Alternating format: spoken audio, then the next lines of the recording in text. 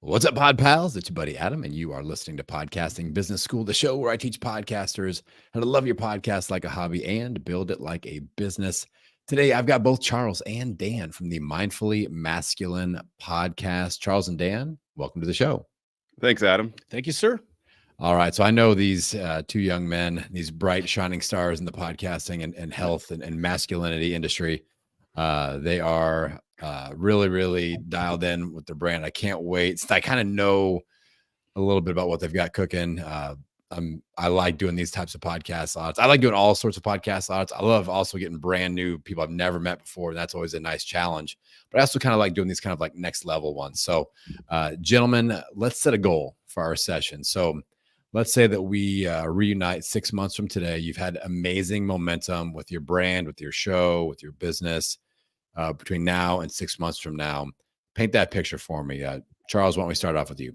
Sure. So, boys, about 6 months from now, Dan and I would like to be in a position where we have an audience that is the size and demographics that we could at least start a coaching business with, where we are talking to men about what's going on in their lives, what their pain points are, what areas they feel like they need to level up, and be able to offer them some sort of a coaching experience that would help them move the ball forward. And our issue right now is, how big does our audience need to be for that offering to be viable, and how do we get there?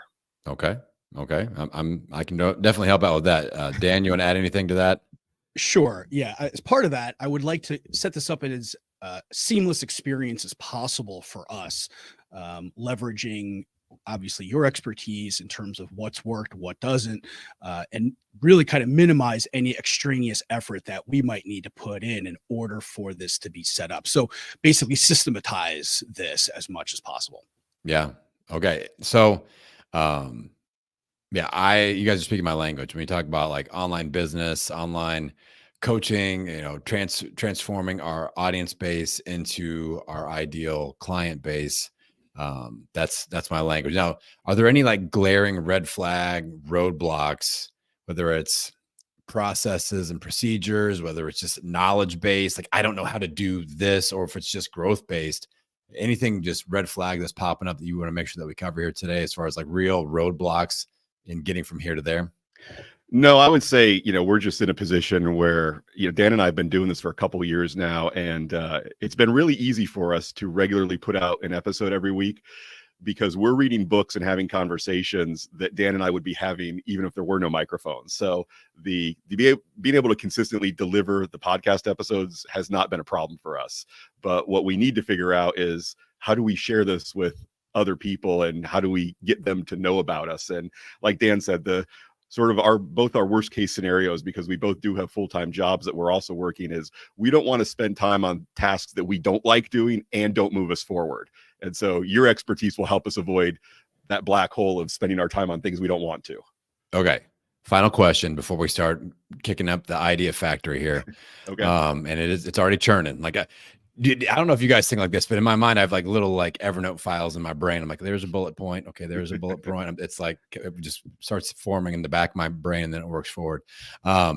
So when you talk about you each have your own kind of outside of this project, careers, jobs, whatever, is this like, is there a dream of replacing that with this? Is it like we have dreamt about this being the only thing that we do, or is that not really what we're looking at? Yeah. I mean, not to speak for Dan, but yes, absolutely. We both want to do that. Yes. We want yes.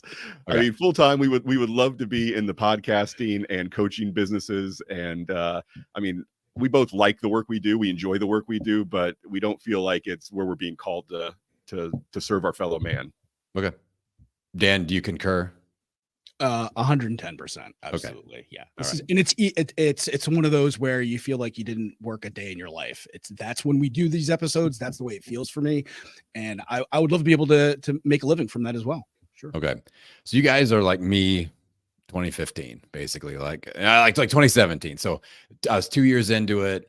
I had my fitness facility. I was kind of falling out of love with that. I enjoyed, my 12 plus years I had put in with that, building that business and everything.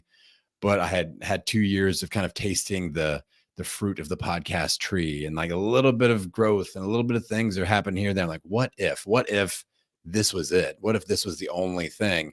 And that's what kind of drove me over my next 2-year period before I end up selling my business and going full time. So you guys are kind of me after the first couple of years. Now it's time to take you from point B to point C, which is, let's make this your full-time deal if we can. So I think the best place to start is, setting some targets. Like when people are growing their brand, growing their show, I tend to find the sweet spot audience growth wise. And again, like you guys are in the health, personal development space, and you're within a niche within that space, which I like. It's not for everybody. You guys are focusing on men.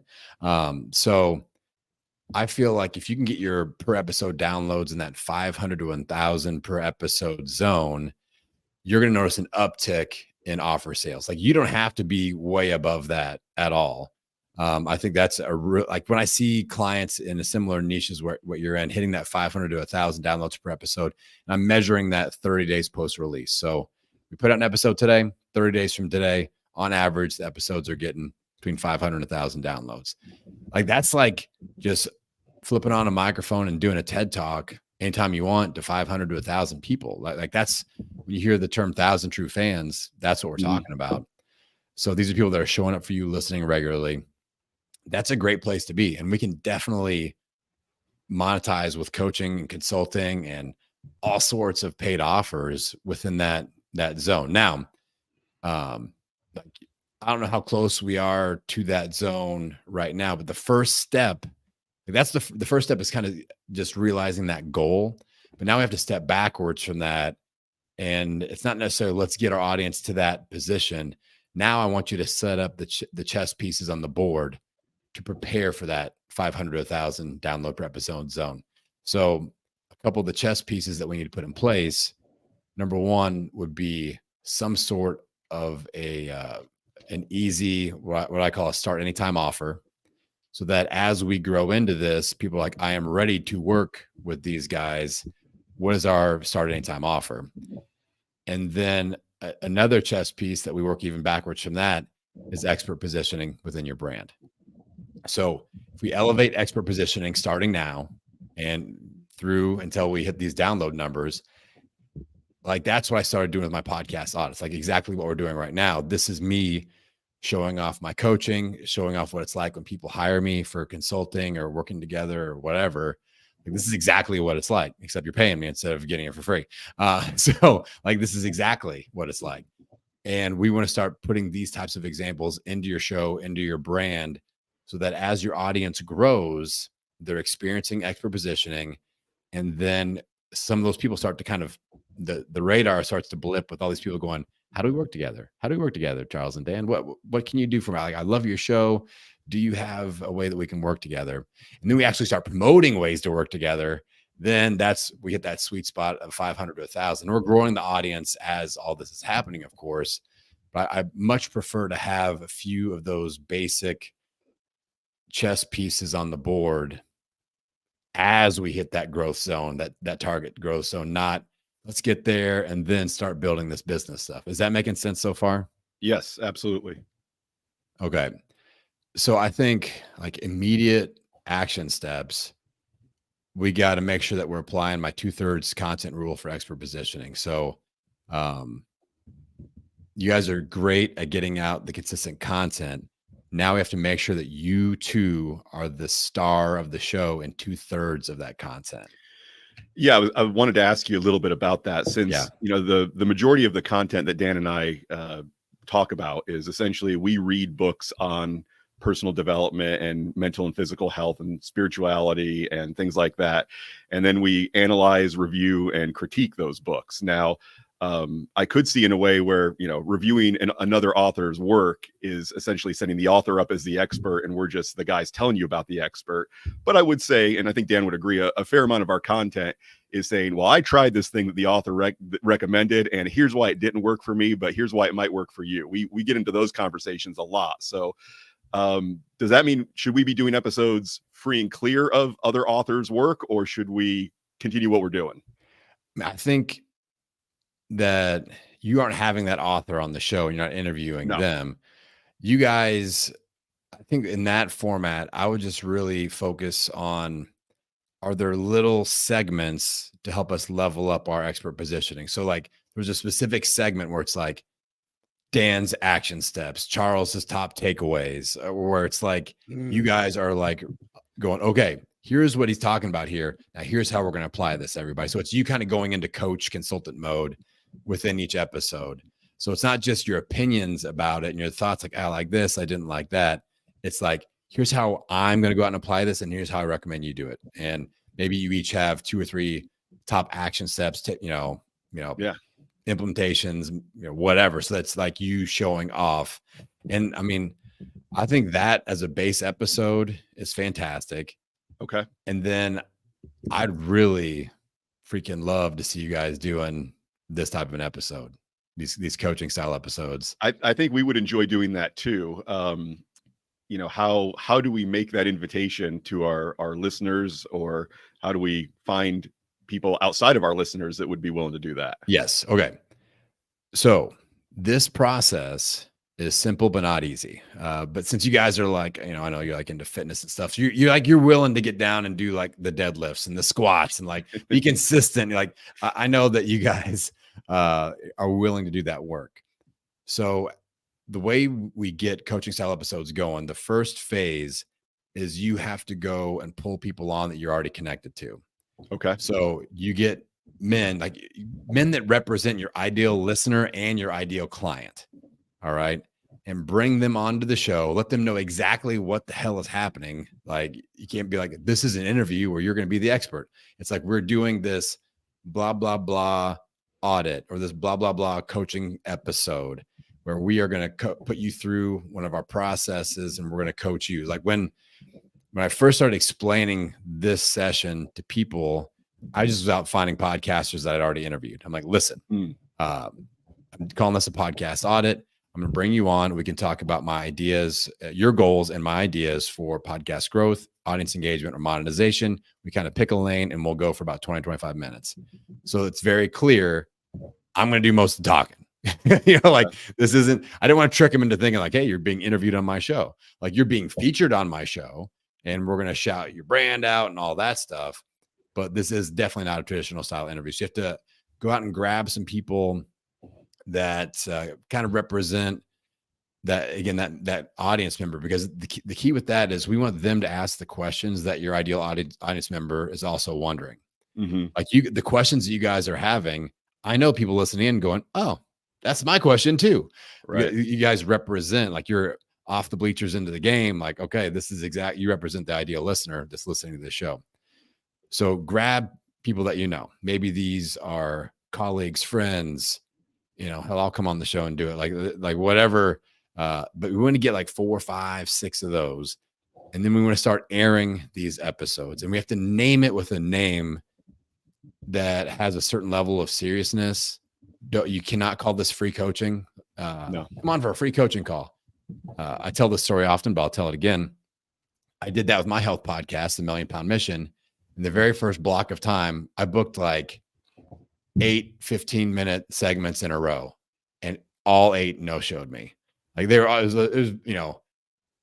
however many hours 8 15-minute segments is. Like, I was just, so 2 hours in a row, no show. Nobody showed up because nobody really cared. Free coaching, who cares? So it was a heartbreaker.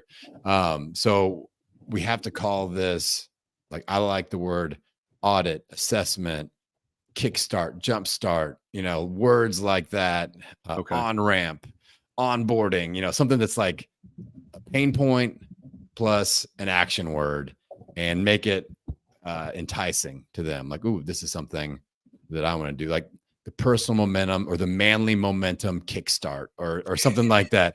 The masculinity audit. Like, ooh, what is this? Like that. Those are intriguing. That feels like something I should pay for, but I'm getting for free. That's the feeling that I want. Like, I know all sorts of podcast coaches that pay, like, they have things called podcast audits and they charge for them. And like, I'm doing this and it's a free piece of content on my show.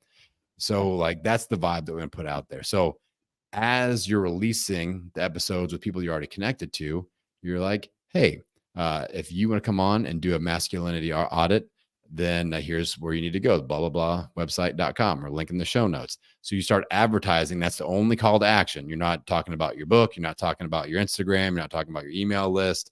That's the only, I would do an intro, a custom outro. I would also mention it. Like, you'll hear me at the end of this. Hey, if you want to do a podcast audit, here's where you go. So it's getting mentioned 3 times. Like with this episode, be intro, outro, plus at the end as we're kind of wrapping things up. So single call to action, and you'll start to have people trickle in, and it'll be kind of a slow trickle at first. But as you do more and more and more, and you, again, as we're growing your audience base, they start listening to this to where now the flywheel just turns for me. Like, it just, I have people booked, 8, 9, 10 weeks out on my schedule for this. And I don't have to go chase people down anymore. It's gotten to the point where it fills up really quickly, and I'll have to open up a block, and then I'll email my email list because people will complain, like, I can't get on the freaking calendar. So I'll email my email list first and go, hey, go get them before everybody else figures it out. And, so it's, but I'm 2.5 years into doing these every single Friday as an episode release. So, but that's kind of the progression that we get. So it goes from grab people that you're already connected to, release those, slow trickle, promote it consistently. Like, these are great in your Instagram stories. Do a little face to camera. Hey, if you want to come on for masculinity on it, here's what it's about. Click the link right here. Go get it. Do that once a week at least. Email marketing, same thing. Put that out there as a link, and just start to build up that expert positioning. So any questions on that? Yeah. So Adam, before we start offering these free coaching calls that we will definitely not call free coaching calls. Correct. Do we need to have something in the chamber? So when they say, well, I enjoy this free coaching call, what's next, Charles? What's next, Dan? Yes. Yes, you are thinking correctly. So that will happen. Like, that's, okay. I do a lot of business with people that do podcast audits, and I've got a lot of clients. Like, I posted a testimonial on the show last week in real time, since we're talking here, of my client, Diana, who started doing coaching style episodes. And I think within her first 5, she closed a $10,000 client. And that's awesome. Right. And so those things do happen. I've had another client named Ashley that she was doing my 6-week podcasting business accelerator, and she paid for her course before the 6 weeks was up by doing coaching style episodes. I just got her up and running. Wow. She already had kind of a quick offer in place, and she sold enough. So, but we also have to understand, like, the purpose of you guys and me getting together and doing this session today, it's not a sales call where I'm trying to sell you on something. It's truly for me to show off what I do and add value to you and add value to my audience. It's a piece of content, but it's a great relationship builder. Like, when people opt into this organically, these are gold star people on your email list. These are gold star people that are interested in getting off the sidelines and getting into the game and actually interacting with you at a different level. So these are relationship builders. These are people that you follow up with, and you invite them. You do a free challenge, make sure they're invited. You got a new thing you think they'd be a great fit for. They're in your CRM, like, that you are keeping track of these people because they are action takers. So, so that's, but we do want to have some sort of, again, what I call a start anytime offer. I'm a big fan of a very simple consultation session. Like, you don't have to have a course built out. You don't have to have anything built out. I teach my clients how to do a what I call a 2-week consultation offer, where we go, hey, we're going to focus on whatever their pain point is for 2 weeks. And within that 2-week period, you're going to get X amount of live coaching with us. I'm a big fan of week 1. We do a 45-minute session. Week 2, we'll do a 15-minute follow-up. So they're getting an hour total with you, but it's over a 2-week period. They're going to get unlimited Voxer app access, where they can ping you with as many questions as they want. And then I create like a little Google dashboard with their homework of what I want them to work on. I'll take notes from our sessions, and that's the format. And we're, most people are charging between $500 and $1,000 for these 2-week quick consults. That's the going rate. So, like, I don't recommend charging less than $500 for this sort of an experience. And the reason we get to that price point is how we structure it. If I was to say, we're going to sit down for an hour on Zoom, that's my consultation package. maybe people will pay 500 to $1,000 for that. Maybe they won't. But we take that same hour time that we're spending together, break it up over a 45-minute week 1, 15-minute week 2, unlimited Q&A on the Voxer app for full 2 weeks.